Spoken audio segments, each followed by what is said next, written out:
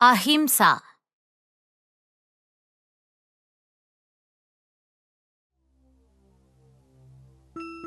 ఒక గ్రామములో దీనా అని ఒకడు ఉండేవాడు. అతను ఎప్పుడూ తను ఒక గొప్ప బలవంతుడని అనుకుంటూ ఉండేవాడు. ఒకరోజు ఓ కొత్త వ్యక్తి ఆ గ్రామంలోకి వచ్చాడు.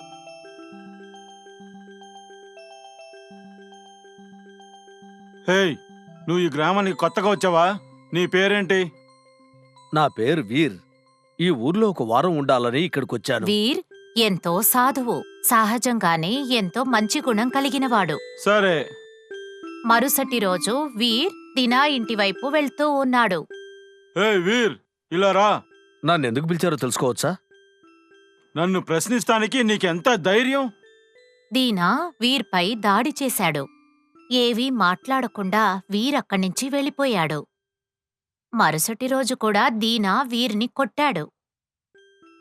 నువ్వెప్పుడిలా ప్రవర్తించకు. అందరితోనూ ప్రేమగా ఉండటం నేర్చుకో. ఆశ్చర్యంగా ఉంది. వాడు ఖచ్చితంగా నాతో గొడవ పడతాడు అనుకున్నాను, కానీ వాడు నాతో ఏం పట్టించుకున్నట్టుంటున్నాడే.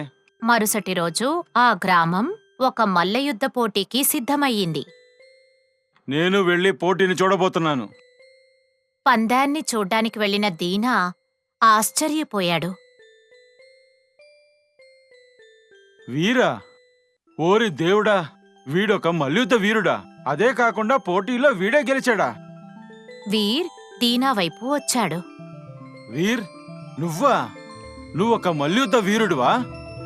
నిన్ను నేను కించపరిచినప్పుడు కూడా నువ్వు దీని గురించి నాకు చెప్పనే లేదే. ఇలా చూడు దీనా, మనం అందరితోనూ ఎంతో ప్రేమగా ప్రవర్తించాలి. నాకు మల్లయుద్ధం ఆటలాంటిది, కాని అహింస అంటేనే నాకిష్టం. నన్ను క్షమించు, దయచేసి నన్ను క్షమించు. నన్ను నీ మిత్రుడుగా అంగీకరించు. చూశావా, అహింసా మార్గంలో పోరాడి నిన్ను మంచివాడిగా మార్చాను.